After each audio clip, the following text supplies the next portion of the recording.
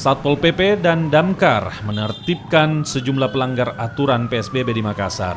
Dalam penertiban ini masih ditemukan sejumlah pelaku usaha non-sembako tetap membuka toko mereka. Pelaku usaha yang tak mengindahkan larangan pemerintah terkait pembatasan sosial berskala besar langsung dilakukan penyemprotan menggunakan mobil pemadam kebakaran.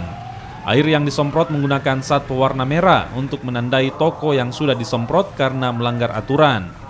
Jika ditemukan masih tetap buka, akan dilakukan tindakan tegas berupa mencabut izin usaha. Jadi baiklah, tadi kita sudah turun bersama dengan Damkar. Kami kembali menyisir yang kemarin telah kami sisir sebelumnya, yaitu Jalan Irian, pusat pertokoan di Jalan Irian yang menjual alat-alat kelengkapan bahan bangunan dan alat-alat listrik.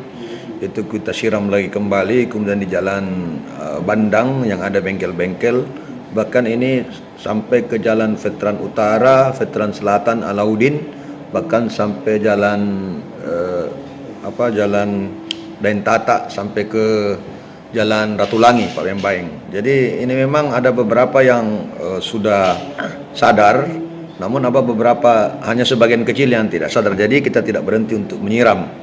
Selama penerapan pembatasan sosial berskala besar, tim gabungan dari Satpol PP, Damkar, Dinas Perhubungan, dan TNI Polri akan terus berpatroli.